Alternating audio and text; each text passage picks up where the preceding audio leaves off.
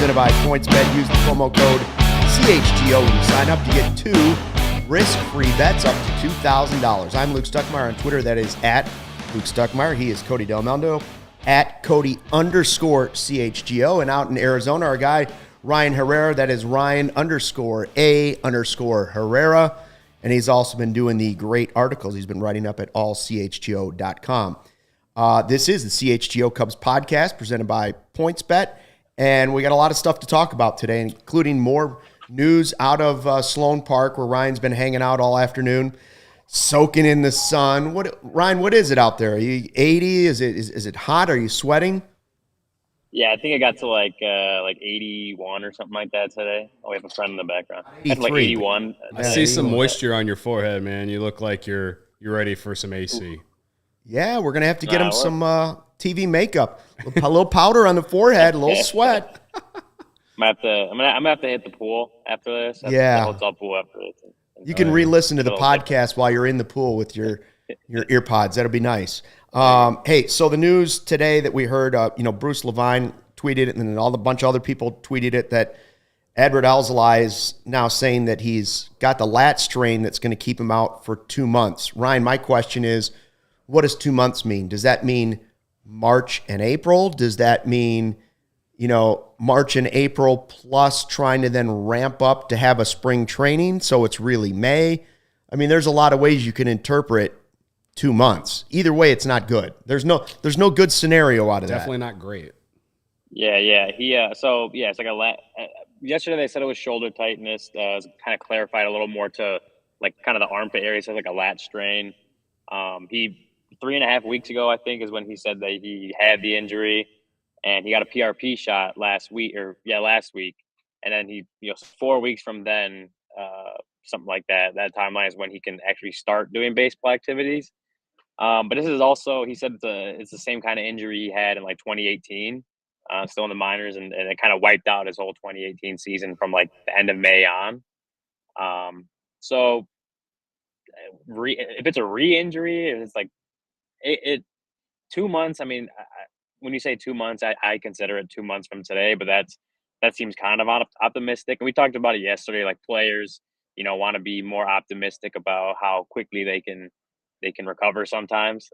So 2 months could mean it might be mid-season. I know Kyle Hendricks said something about like mid-season yesterday too. So it's kind of up in the air. It's not that clear. The timeline isn't very clear. I don't even know if they have one yet. Right. I mean, so in that scenario, like best case scenario, if he's saying 2 months from today, even if he's saying 2 months from, best case scenario is probably middle of May, Memorial Day. And that's like coming from the player's mouth saying, I'm going to be fine. Like, this could be bad.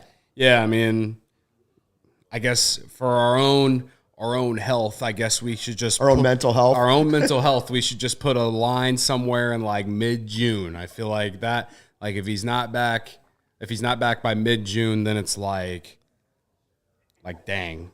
But mid-June's disappointing too, because this is a guy you want to see prove that he's a solid rotation pitcher. You want to see him solidify even being the number 3 or 4 starter this year. For sure, yeah. And then next year you'd like him to push himself up to the top 3 starter and be a big piece of the Cubs' future. And man, it's another delay. It's another setback for young starting pitching for the Cubs, which they just have not been able to develop those guys.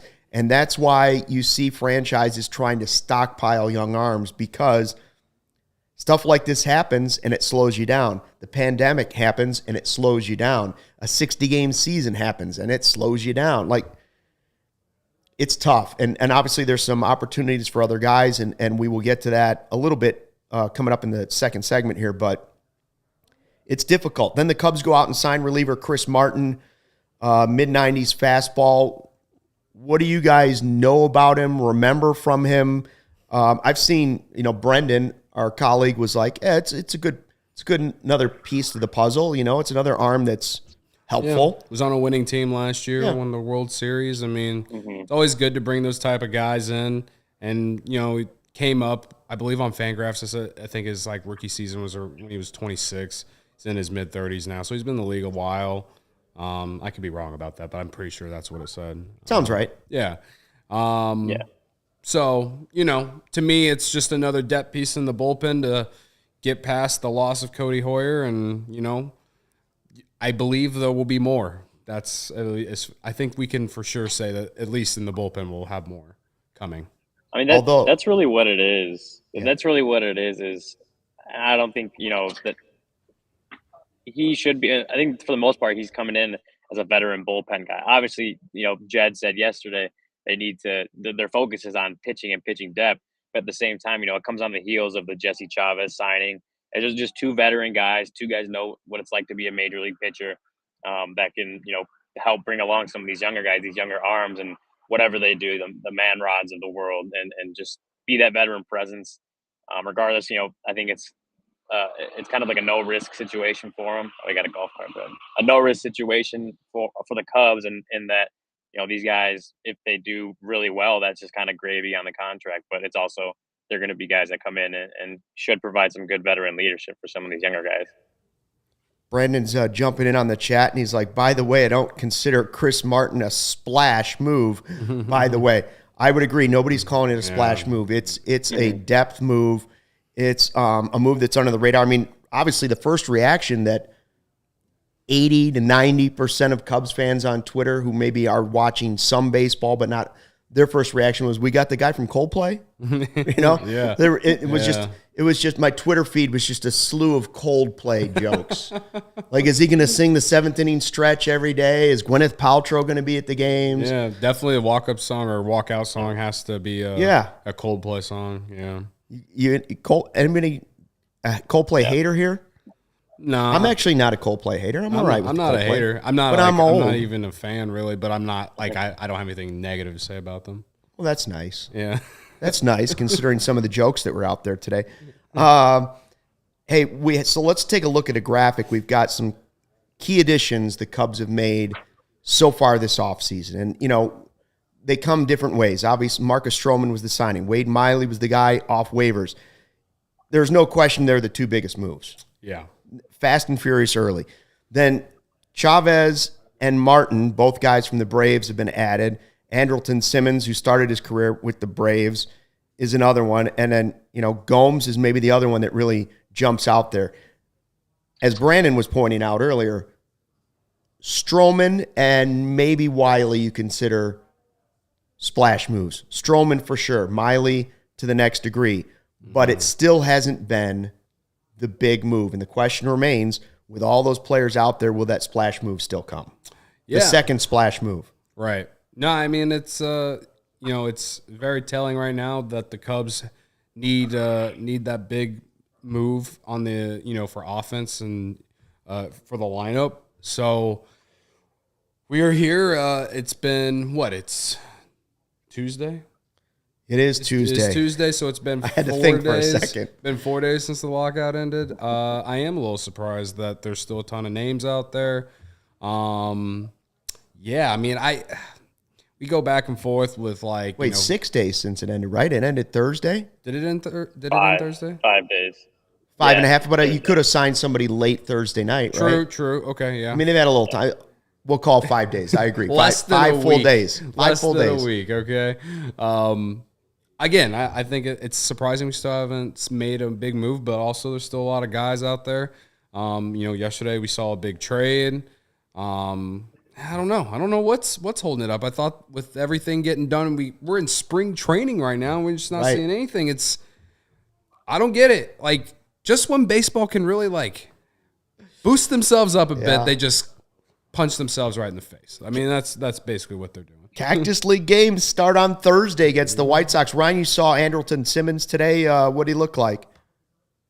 I mean, he took a round of BP, live BP actually. I think he had a little grounder to the right side. I mean, I think this is the first time we've seen him since Friday or Thursday, I guess, when the reports came out that he was signing, because I guess today Ross said it was officially official.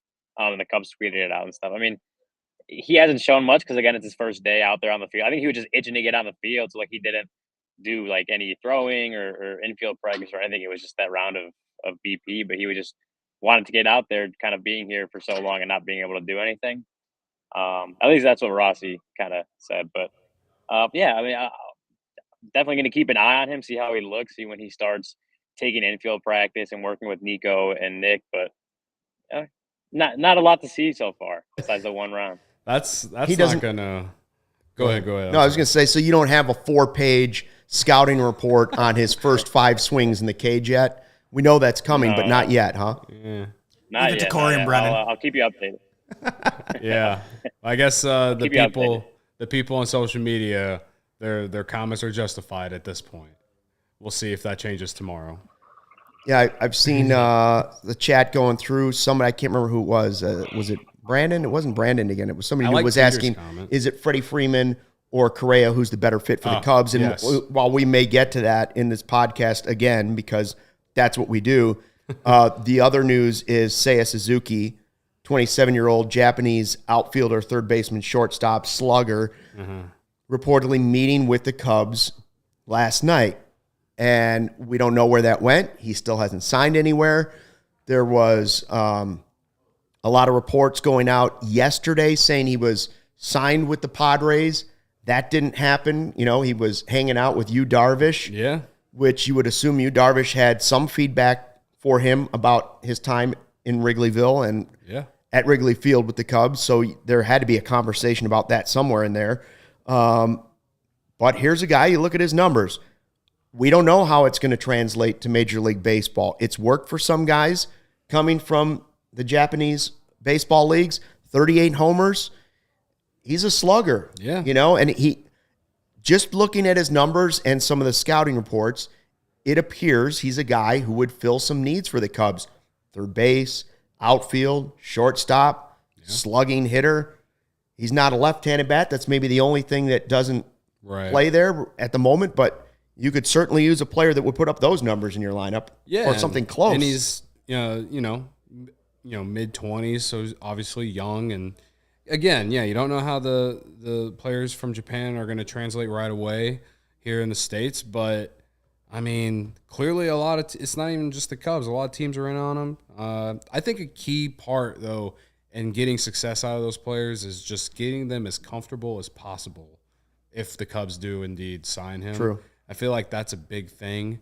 And I feel like our experience with Darvish kind of makes me think that. I know he was already in the major leagues for a while, but I feel like Darvish really started to get comfortable, not only when he got healthy, but also he taught himself how to speak English, and not that he had a translator before is a bad thing, but he kind of just, I guess, took it upon himself to try. Right. He wanted to have that conversation. Yeah, he wanted to have that conversation. He wanted people to understand him and get him a little bit more.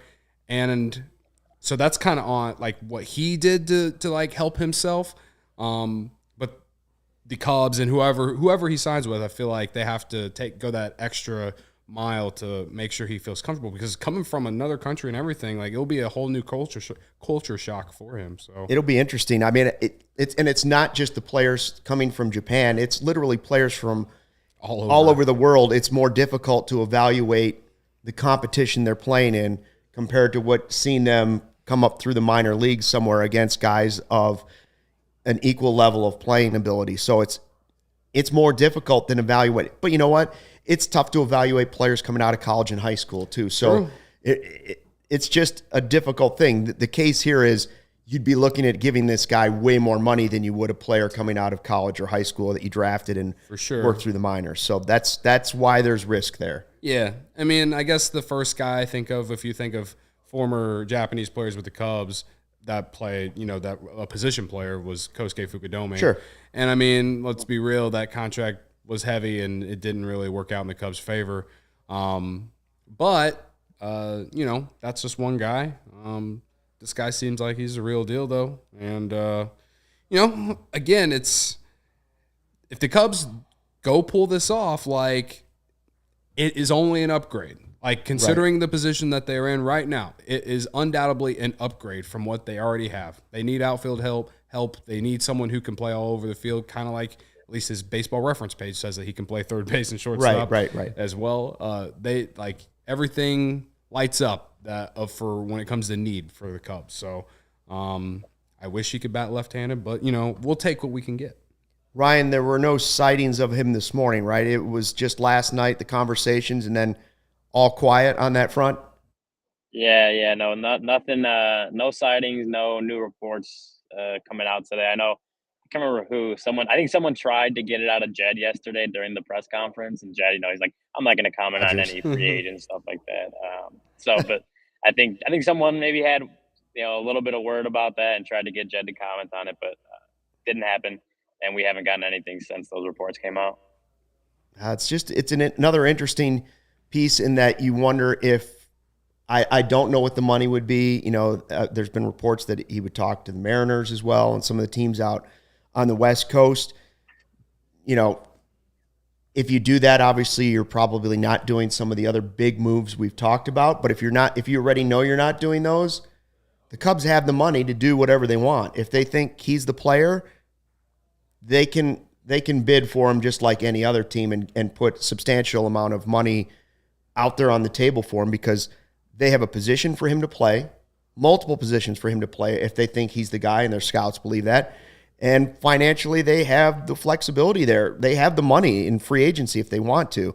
So, yeah, it would be another interesting way for this team to go. And frankly, because they're not currently in what we believe is a championship window this season, they have that type of flexibility to take a gamble on a guy that maybe you don't know as much about as compared to, obviously, Freddie Freeman or Carlos Correa or whatever. So if those are too high and you can go next tier, but it's a gamble, maybe the Cubs are one of those teams that fit in that group. And the difference between what could be this situation and Kosuke Fukudome is when the Cubs signed him, like the Cubs went into next season with expectations to at least win the division in 2008.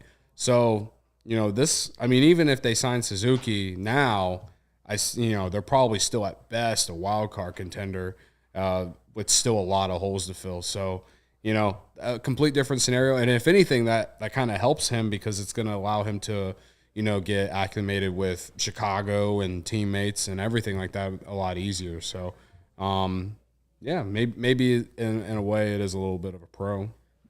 Big news from within the division came out within the last 30 minutes or so. Katie Wu of The Athletic reporting that Cardinals ace Jack Flaherty underwent a medical evaluation on his right throwing shoulder today.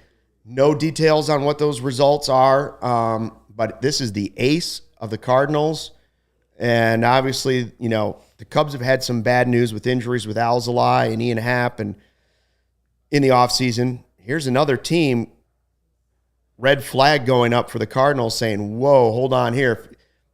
This could be a major impact within the division. For sure. And it's not like Flaherty has been, clean health his entire career. He had injury problems last year. I can't remember exactly what her next tweet was after that, but it had to do with the lockout having an impact because I think they're not really sure how this happened. How it happened or when they start treating, when do you start treating them? Now. Yeah.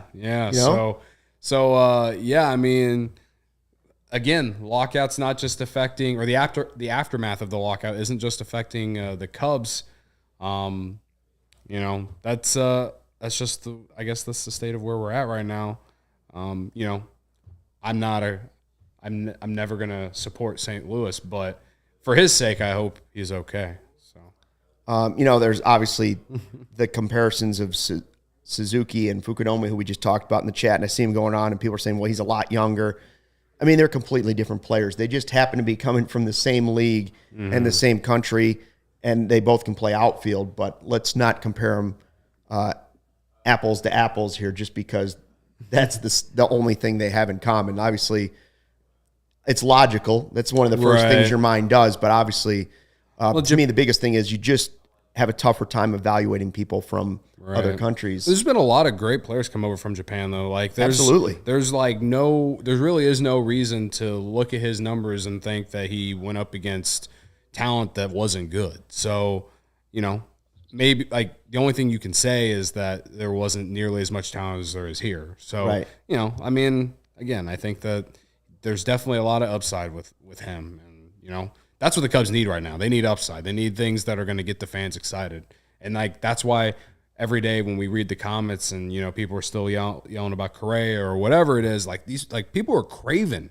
I don't blame people. We want something exciting to talk about. Galvin's one. Galvin 316 says they could do Suzuki and Correa if they wanted to. They could. He's not totally wrong about that. He's not wrong at all about that. I like for the Suzuki deal for me.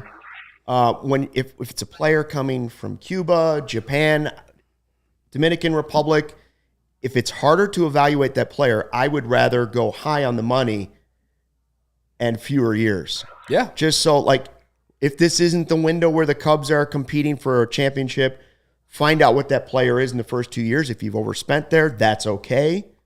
It's not my money. If you overspent there, that's okay.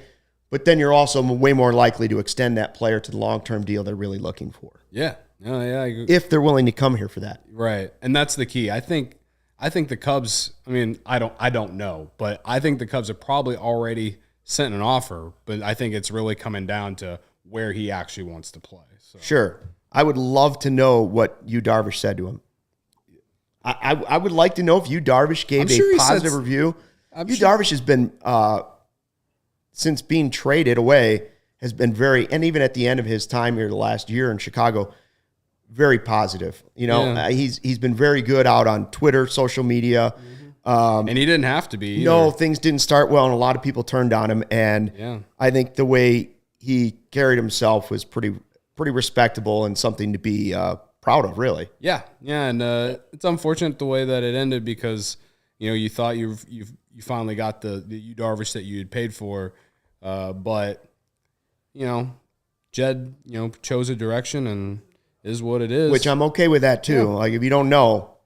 Right. Pick a lane. Don't go down the middle of the highway all day. And they moved him at the right time because as much as I like Darvish, he did have a little bit of a down year last year, had some injuries. And if the Cubs would have tried to trade him at, last season, right, it would have, probably wouldn't have got the return that they got. So I agree with you. We have some great partners here, and we're going to get to some of those today that we're expanding our partners. But PointsBet's the real big one. Obviously they've been expanding. Oh yeah, wait for it, Ryan. We got a couple reads here that we got some products. We got some products here back when you get here. Some things to try that I don't know if you could tell, but I'm jacked up about some of these. Yeah, let's start with our great partner PointsBet. Luke just won his first bet over the weekend. We're gonna feed him a nice winner for the NCAA tournament. No cash register, Joey. Come on. I got to transfer over the sound effects from Studio A. Next time, I would prefer the catch rate. We're still adjusting here in Studio C, as we like to call it.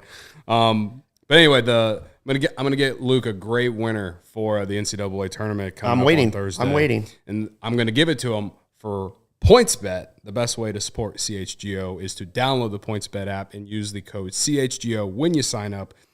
If you do that right now, you'll get 2 risk-free bets up to $2,000. That's $2,000, guys. But that's not it. That's not it. If you make a $50 or more first-time deposit, you'll receive a free CHGO membership, which unlocks all of our web content. And you'll even get a free shirt of your choice from the CHGO locker. Hashtag dope merch. Hashtag merch madness. Yes. That's $2,000 in free bets, a free CHGO membership, and a free T-shirt from the CHGO locker. All for making a $50 first-time deposit at PointsBet. If you have any questions, you can email pointsbet@allchgo.com, and we'll help you out. Your home for live in-play betting just got even better. Introducing PointsBet's new feature, Live College Basketball Same-Game Parlay. For the first time ever, you can build the perfect live same-game parlay only with PointsBet. Combine your favorite bets anytime during the game. Want more? You can also boost your live same-game parlays. Watch live, parlay live, and boost live with PointsBet. And now online sign-up is available in Illinois. You can download the PointsBet app right now and register your account just like Luke did from start to finish, all from your phone. He did, Grandpa Stucky actually did it from his phone and everything. It was unbelievable. One of those smartphones. One of those smartphones, yes. Plus, during PointsBet March Madness, all users can earn up to $100 in free bets during each round. Just place a $50 pregame wager, and you get a free $20 live bet to be used for that round. So what are you waiting for? Once the game starts, don't just bet. Don't just bet. Live your bet life with PointsBet. Gambling problem? Call 1-800-522-4700. Cody and Ryan, our next partner, has a product that I've literally started using every day now. I started taking AG1 because I didn't have time. I wanted better gut health, more energy, optimized immune system. Hated taking all the vitamins and pills and wanted a supplement that actually tastes great and wanted to see what all the hype was about. So what is this stuff? Well, with one delicious scoop of AG1, you're absorbing 75 high-quality vitamins, minerals, whole food source, superfoods, probiotics, and adaptogens to help you start your day right. This blend of ingredients supports your gut health, your nervous system, your immune system, your energy, recovery, focus, and for me, important, aging. All these things. So what I do is I take it in the morning. Okay. I take that one scoop, mix it in about 8 ounces of water. It's not chalky at all. It's got a good taste to it. It goes down smooth, and boom, there it is. That's how I start. That's my positive start to the day. I have my athletic greens, and I'm like, okay, I can feel good about that. It's lifestyle friendly. So whether you're keto, paleo, vegan, dairy-free, gluten-free, all of those, it works for you. You're investing in an all-in-one nutritional insurance.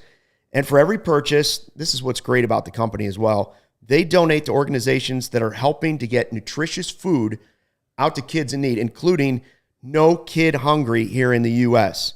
So right now, it's time to reclaim your health and arm your immune system with convenient daily nutrition. Just one scoop in a cup of water every day. That's it. No need for a million different pills and supplements to look out for your health.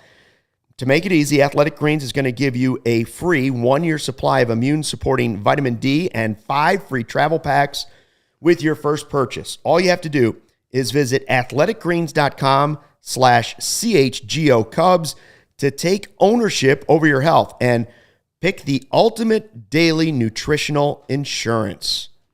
I'm telling you, it's good stuff. I started taking it 6 days ago. I feel better. I do feel like I have more energy, and I love the taste of it's good. Yeah, you've been coming in a little bit more perked up. Right. You have been. I've used it a few times. My girlfriend's been using it. She loves it.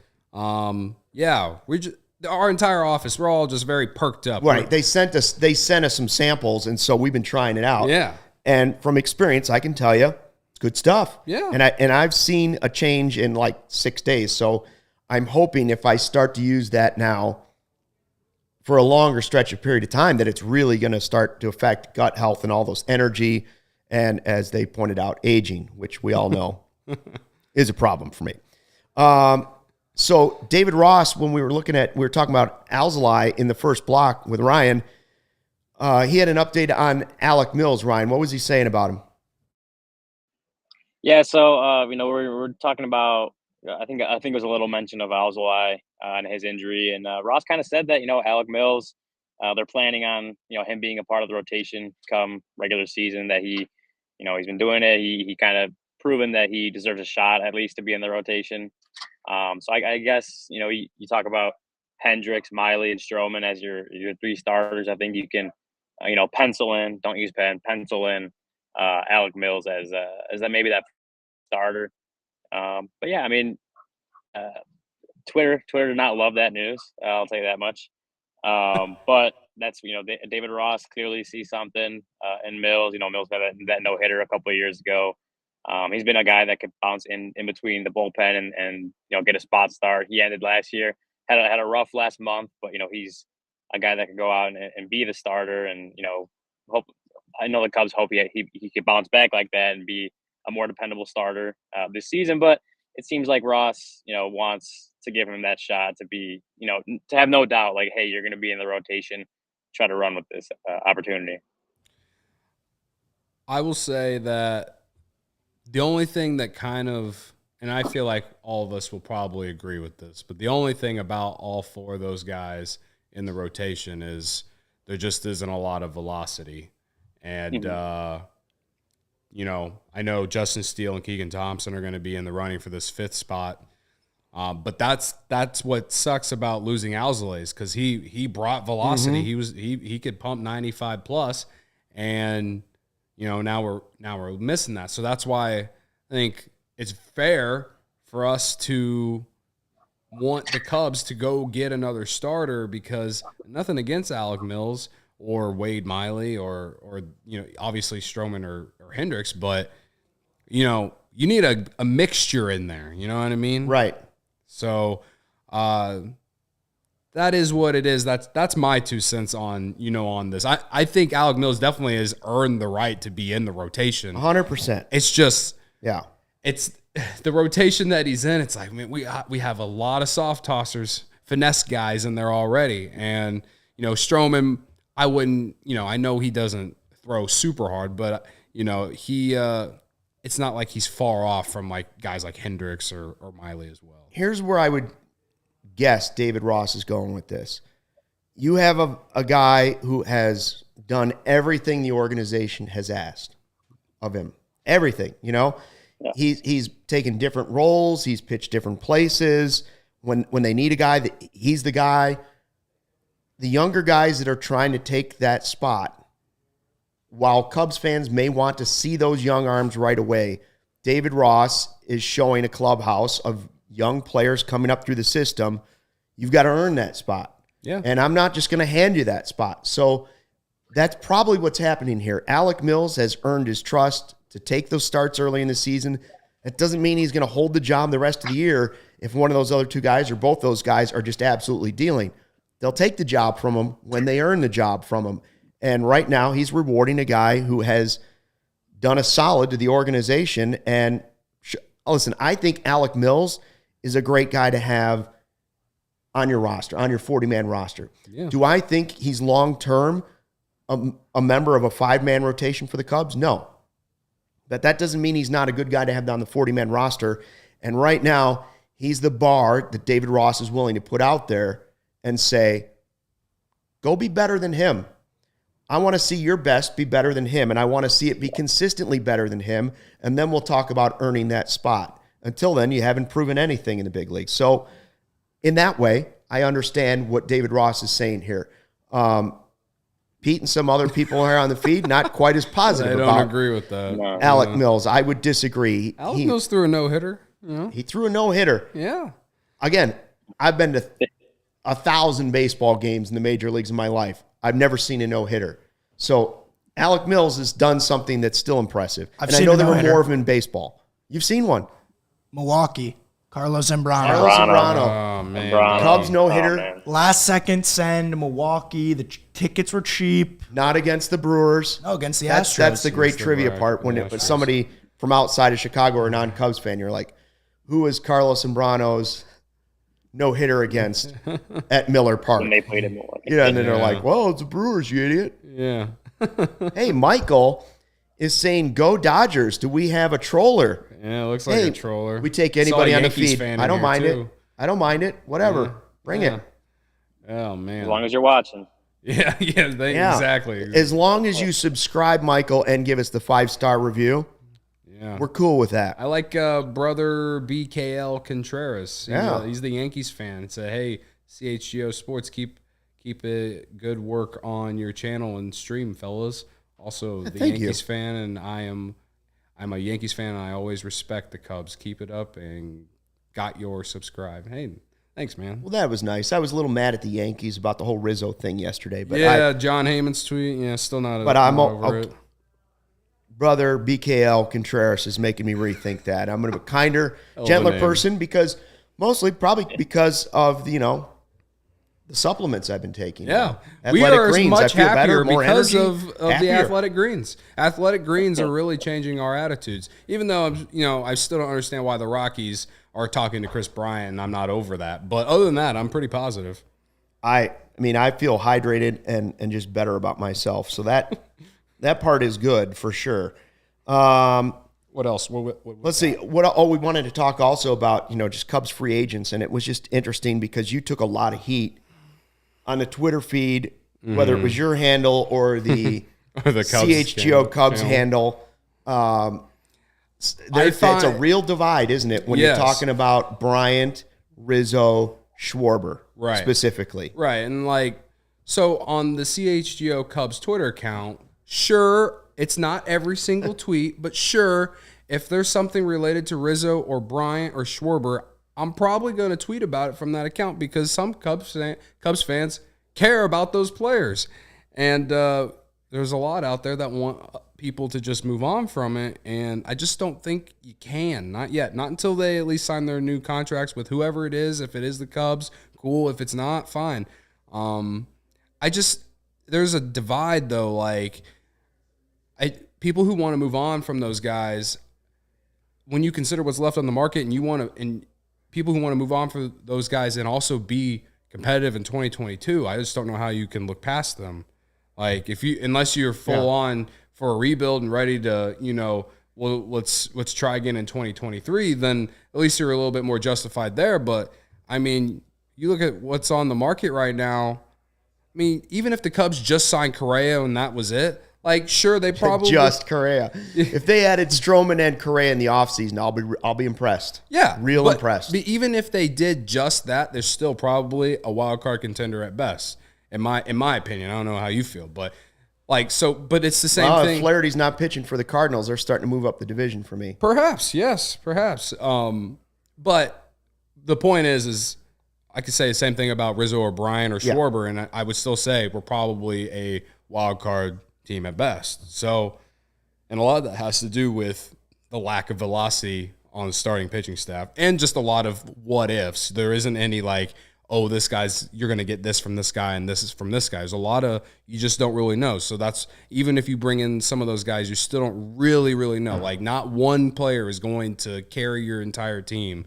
There's very far few in between players who are able to do that. Even Mike Trout can't do that. So, you know what I mean? If you follow me on Twitter, at Cody_CHGO, sometimes I'll just read my replies and I just don't really understand a lot of people. Like, it's just anger. There's a lot of anger out there. And I get it, man. Like, the Cubs haven't really signed a major free agent outside of Stroman in the last 3 years. And the Ricketts, it feels like they're always crying poor, at least from our spectrum, like where we're at. There's all these excuses, all this stuff. I totally get it. And I'm with you. Whenever they traded all the guys away at the deadline, I remember just being flat out angry with ownership and everything. And I don't know, time has passed though. And again, a lot of people think that there's just absolutely no way that they could bring back a Schwarber or a Rizzo or something like that. And it's just like, there's nothing that actually proves that. Sure, do you not want to get up and be optimistic about that? I could understand why not. We're Cubs fans. We're used to being hurt. I get it. You know what I mean?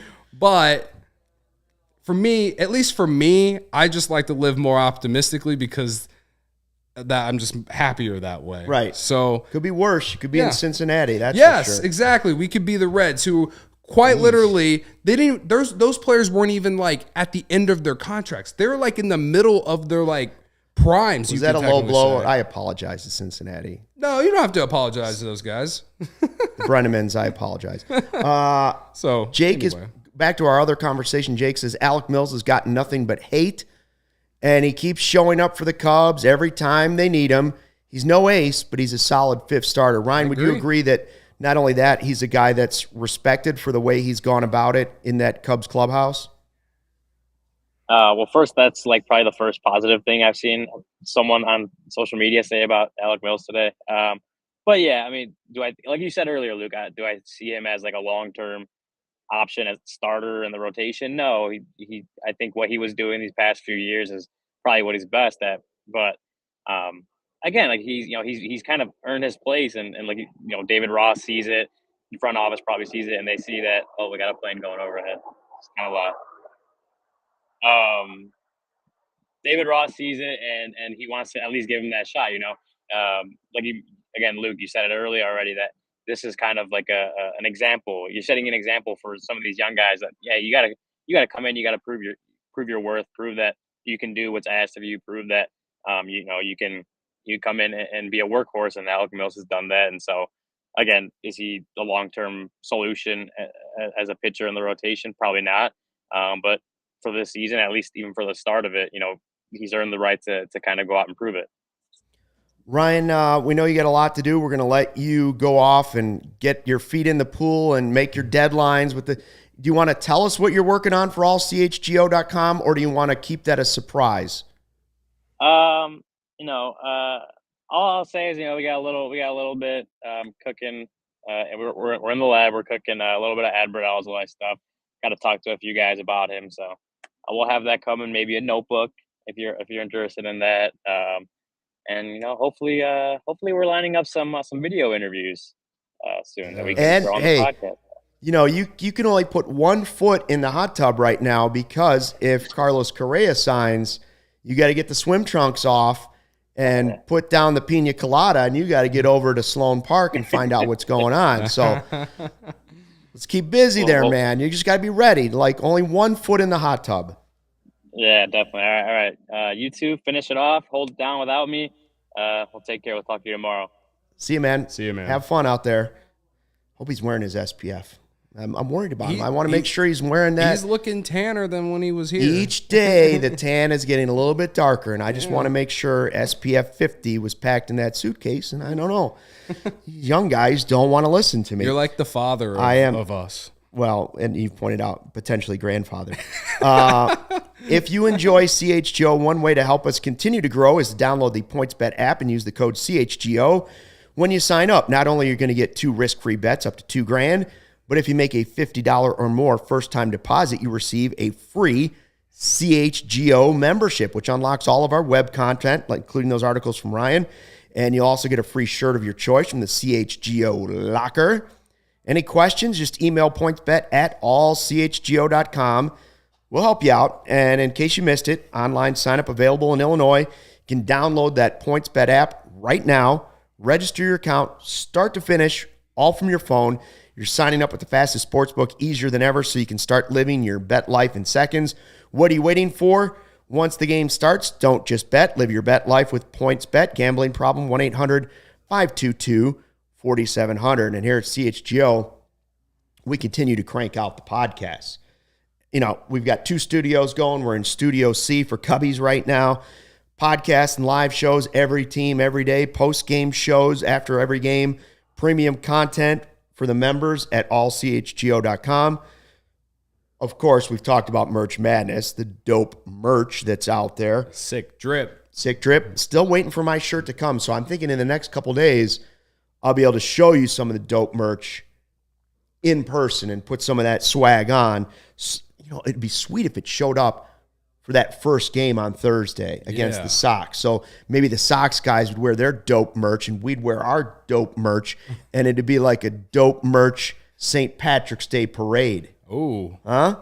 Wouldn't that be something? Would be the electricity in this building would just be off the charts. It's already going to be. I'm going to guess that there's going to be green beer in the building, but yeah, there might be athletic greens, and then there might be the non-athletic greens that Cody might be drinking. Or you have both. You have the athletic greens in the morning, and then you feel good about the beer in the afternoon. Exactly. It helps you feel better the next day, too. That's right. Don't forget, CHGO Lounge, members-only Discord, all part of it. So we hope you're checking out what we're doing, allchgo.com. Go to the YouTube channel. If you're there now, the chat's going. You see the best video feed of this. And make sure you give us a like, the 5-star reviews, subscribe to the podcast, all of those things, and we appreciate your support so far. So I have a few stats that I saw. Oh, yeah. Before we bring it up, can we read Joel's comment, the 5 years, 125 for Wilson? Would you say yes, Luke? 5 years, $125 million. I would. You would? I would like to see it go down to like 5 years, 100. Yeah. But I'm a fan of signing Contreras to the extension because you do not have a catcher that is ready to come up through the organization. So unless you're going to play Yan Gomes every day and you feel like he's the guy, I believe in Contreras. I would love to see the combo of Contreras and Yan Gomes taking away some of the wear and tear that we've seen on Contreras over the last couple of years. You can use his bat. You can use his energy. You can use his leadership as a carryover guy. And, I mentioned yesterday, he's the Joakim Noah of this team. He's the spark that's left. Javi's gone. He's the spark plug that's left from the championship team.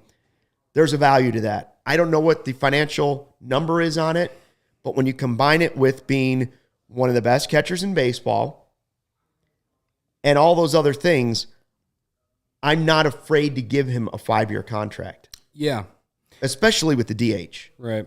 When I originally saw Joel's comment, I was like, it's a lot. 125 is a lot. But because I think about Yasmani Grandal's contract with the White Sox, I think his is over the course of the amount of years he got was 80 He's better million. than Grandal. You think so? Yeah, I do. Well, I know, but not everybody would agree with that. I think Sox fans were very excited about Yasmani Grandal. Yeah. And now they're less excited about Yasmani Grandal. For sure. Well, he definitely has flaws defensively, and that's something that Wilson doesn't. I mean, he's improved. He's greatly much improved. The framing has become much improved. That used to be the one thing against him on defense. But I mean, and Cody, what young catcher doesn't have a flaw in his game? Right. Everybody's got a flaw in his game. Grandal's an older guy, right, that should have worked on some of those flaws. Contreras is a younger guy now getting to the prime, who I believe has worked and improved a lot of those flaws. Yeah, Grandal, he finds a way to get on base because he walks a lot, but he doesn't get a lot of hits. He hit below 200 last year. So you don't pay a guy that much money for walks. Yeah, and that's the thing. And the only reason that the White Sox really aren't suffering from that is because they do have a stacked lineup. You have to admit that. But as far as Contreras, though, I mean, I said it yesterday, with the DH coming, it's going to be able to allow the Cubs to rest him a lot more in terms of just letting him, go DH maybe a couple times a week. I think that will be very beneficial for him, and it'll allow him to keep the bat going for a full season instead of like the first couple months. Because I feel like the last couple of years it's been, he'll start off hot, but then die off later on because he's working so many innings. So, yeah, man, I'm just curious. I thought that was a good question by Joel. I like to see the chat off to the side. If you see us kind of looking down to the side, it's because we're reading the chat in the monitor just below the camera. It's interesting to see what people are saying. 25 a year for Wilson is 100% worth it, says Nick. Yeah. G, I believe that is. G or O? It's also given the time period that the Cubs are in too. The payroll's at like just under 105 million. Like, what's adding 25 million to that? Listen, the Contreras money, if you're looking at it now and you're saying, all right, 5 for 125. What you couldn't do, what the Cubs realized, is you couldn't give one of those type of offers to Rizzo, Bryant, Baez, Schwarber, Contreras. You couldn't give it to all of them. Currently, all of those other guys are gone. Mm-hmm. So you can give it to Wilson Contreras if you want to, and I hope they do. Right. I hope they complete filling out this roster with another key piece, and then I hope they give the extension to Contreras. Yeah. In a perfect world, I would think that would make Cubs fans happy. Yeah, there would be a lot of agree. As a Cubs fan, do you agree that if they signed, maybe it's not Correa, maybe it's Suzuki, maybe it's Schwarber, maybe it's Rizzo, another key piece, and also go and extend Contreras, you'd be ecstatic about the offseason, adding Stroman and those guys, would you not? Yeah, I'd be pretty happy based off what happened last season, going into a very pivotal. It would make up for that. Yeah, it would make up a lot for it, and obviously they, all the other small moves they would probably add in with that. I would go into a season where there isn't a lot of expectation, pretty happy. So Mark Joyce brings up, if they're looking to bring up young pitchers, you need a vet like Willie behind the plate. Well, Yan Gomes would be good for that too. Yeah, that's but true. Either way, if that's your combo, I like it. Yeah. Work with the young pitchers. Right. No, I like it. And Nick also says, plus after 2023, Hayward's $22 million is off the books. So, you're basically, in 2 years, if you were to give Contreras that contract extension in 2 years, basically you're just replacing Hayward's, replacing his contract with. Here's Hayward's. what I think in my impression, this is what I believe Cubs fans don't want to see. They don't want to see what the Bears are doing. The Cubs went to the World Series. They got rid of their core because it didn't work out. Currently, the Bears are getting rid of Khalil Mack, Tariq Cohen, Eddie Goldman, those type of players, because they don't believe they're going to shed as much salary as they can, and some of those deals will not help them this upcoming season. Right. It will help them in the 2023 season when they will have tons of free agent money on their books, ready to spend. They'll have empty pockets and money to spend in 2023. Cubs fans would like to see, I believe, some of that money spent now. They don't want to wait to spend the money in 2025. Right. And rightfully so, because it's been a few years since we've really done anything. I think the biggest complaint during what we could call the golden era of Cubs baseball was when after 2018, when the bullpen was down or the offense was broken, as Theo said it, the Cubs didn't really do anything to try to fix these holes or these flaws, and everyone just took it as, well, Tom Ricketts is crying poor and doesn't want to pay certain players. All right, super fans. So let me ask you this: the Sox payroll currently up to $180 million. I'm not big necessarily on all the South. Like, I know we mentioned Grandal, but I realize the two franchises this year are in a different window. For sure.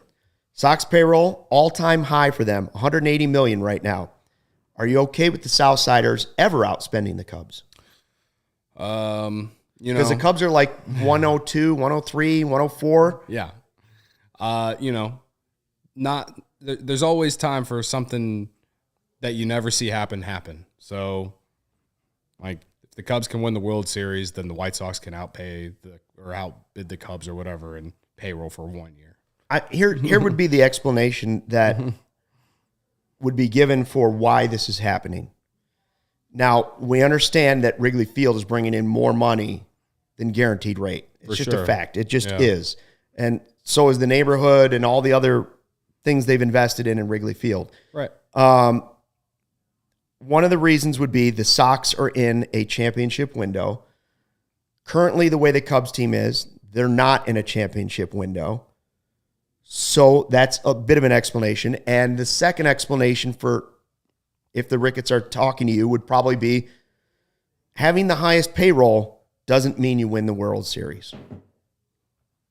It can handicap you later it can definitely handcuff you later in the season. For sure. Or in a couple years down the road if you make the wrong deal. So it's not about spending money, it's about spending money correctly. And it's crazy to think that the White Sox shouldn't be somewhere near the... I mean, it's not like this is like Minnesota, or Tampa Bay. This is top 10 in revenue. Still in Chicago. Right, it's still top 10 in revenue. Think about the Reinsdorf family owns the Bulls. They have funds to put together a nice team. I do think the Cubs should be spending more on a consistent basis, but the White Sox shouldn't be looked at as a small market team necessarily. I would agree with that. And I'm going to point this out about the Ricketts family as well. On the South Side, the payroll is $180 million. They have a good team. They deserve to go after it this year.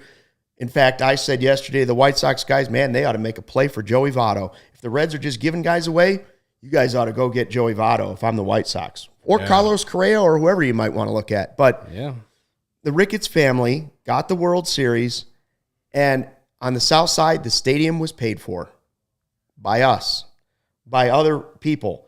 It wasn't paid for at Wrigley Field, and I get it. Like, times changed.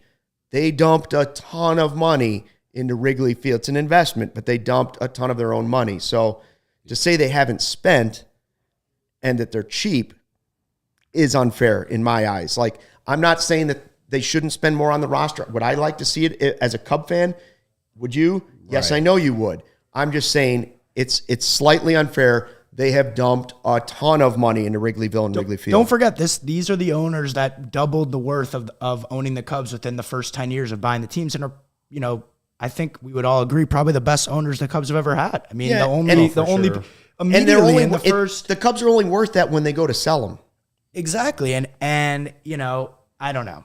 That's where I think we I all just- get caught up in us being Cubs fans. You know, when What 10 owners 10 won you? years What ago, owners won you the World Series? 10 years The Ricketts ago, family. we would be crying tears of joy to be competing the way that we are year in, year out for the most part these days. And I just think that, you know, sometimes we forget about that. There are fans, and I understand it because the whole country is divided politically, that some disagree with some of the family's political views and agree with the other members of the family that have different political views.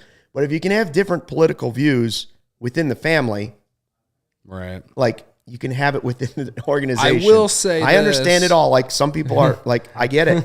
I will say this: the timing of them wanting to go become owners of was it Chelsea FC? Yes. is not exactly great. Well, that will be a difficult PR spin if that happens. yeah. No, yes, that will be a difficult PR spin, but it hasn't happened. And I don't blame anybody if they've got the money for at least investigating an investment, but it would be a difficult answer at a forum at Cubs convention someday. For sure. So real quickly, I want to touch on this. We'll probably talk about it more tomorrow because it's so crazy, I think. Okay. The new projections have come out from Fangraphs and buddy. Pacoda, okay? All right. This started blowing up right before we started the podcast live at 4:30 today. Fangraphs, at the current way the Cubs roster is built, they have them at a 3.4% chance of making the playoffs. Pacoda has a 2% chance of the Cubs making the playoffs the way they're currently built. Both of them have the Cubs locked in currently, as the way it stands, as fourth in the division, even behind Cincinnati, who has given away their entire team minus Joey Votto. I don't understand the Cincinnati part. I'm not a computer, clearly. Yeah. But wow. Clearly, Fangraphs is high on the up-and-coming players for the Reds, which, you know, Hunter Green, I think that's his name. He two-way player, I believe. Like, yeah, like he's going to be a thorn in the Cubs side probably soon.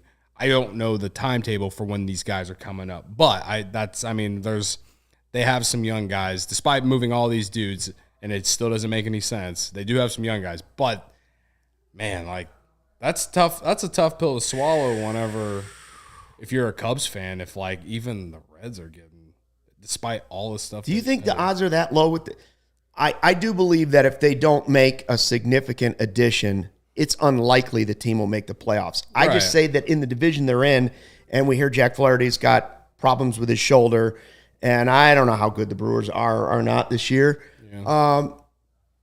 It's not like they're in a packed division where you're it's not saying, like the NL West. No, it's not the NL West. Right. You know, it's just not. It's not like baseball's a weird sport. Right. It's not like, I guess, maybe the AL West where the Astros have dominated for the last 5 years. You know what I mean? Which is why, as a Cubs fan, you really want to see them go get two more pieces, because you can make yourselves in the conversation, if not a favorite to win the division with those two pieces. Exactly. I know you said like Correa might only take you to a wild card. I don't know. This division's got some openings. You had Correa and a pitcher, or I don't know. I'm just saying there's an opportunity for a mid-level amount and not like breaking the bank for the future. Yeah. That I think puts them at least in the conversation. Right. And again, I say if you know Flaherty if that's a serious thing, and then you don't know, like Brewers pitching is tops in baseball, National League at least, in my opinion. But you don't know if you're going to get. But you don't know if they're going to be healthy. You never know that stuff. And you don't know if they're going to be able to repeat what they did last year. I mean, what they were able to do last year is like it's hard to replicate that year in and year out. Right. And they are a small market team. And I know they just signed Andrew McCutchen, but like they are a team that relies on guys who you don't really know who they are to come up and kind of help you or help them kind of get over the top. Because as us, we expect, okay, they got Brand Woodruff, they got Corbin Burns, and right, Christian Yelich, even though he's had down years the last 2 years, he's still Christian Yelich. He won 2 MVPs. Like, you're expecting those guys to show up. But you don't know if Brendan Davis is going to show up and light the world on fire. Right. That's what Cubs fans are hoping. You don't know if Braylon Marquez is going to show up and be the pitcher you need him to be. You don't know if Alzolay, when he gets healthy, is going to. Right. There's a lot of ifs in baseball. There just are. And that's why 162 was worth fighting for, because a lot of things can happen in 162 games. Sure. Joel, real quick, chiming in saying, glad that Winker and Suarez are both not around anymore. They were Cubs killers, okay, man. Especially Winker last year. He had a great season last year. Yeah. Winker's the biggest dick in the bleachers with the fans. He's the worst to be sitting. He's chirping. You've had interaction fun. with him? He's fun about it, but definitely got me a little pissed. Joey getting a little fiery. I kind of respect that, though, because that guy's he's getting chirped. Anyone who's out there and left or right field at Wrigley is getting chirped. And this was before he had that like all-star breakout. So who is this guy that's giving it back to us, and then the next season he's lighting it up. Yeah. Joel also doesn't like those projections. He says there is no way we finish behind today's Reds team. Yeah, like I said, anything can happen. I would find that more unlikely than the Cubs going up and catching one of the other teams and moving to the top of the division. It's like Fangraphs, again, they are high on the up-and-coming players for the Reds, and they're very much down on guys like Frank Schwindel and Patrick Wisdom. I would love to know how accurate Pacoda is with the projections. I've never gone back and looked at it. I just know that every year Pacoda puts out the projections, and every team's like, come on, what do you – no way. Remember 2019? I think they gave the Cubs 79 wins, and everyone blew up about it. And I think they ended up winning 84, missed the playoffs, whatever. Had that really, really sad ending to the year. I'm sorry for bringing it up. It's a computer program, right? Like So kids and their computers these days. You know what I'm saying? The Commodore, they don't make them like that anymore. Right. So we're going to come back and do it tomorrow. We had fun again today. Thanks for checking out the CHGO Cubs podcast, presented by PointsBet. Brendan and Corey are going to have a fresh Cubs-related pod right here in the morning for you to go. You wake up, boom, it's ready for you. You're going to get so much Cubs content. And then we're back here again Wednesday afternoon live, back to our old time, 3:30 Central Time. Corey's going to join us in studio, and we're going to work on some other special things. We'll see, but we're going to have fun tomorrow. In the meantime, I'm going to go home, wake up in the morning, have my athletic greens, and be back here all juiced up, ready to go for another podcast tomorrow.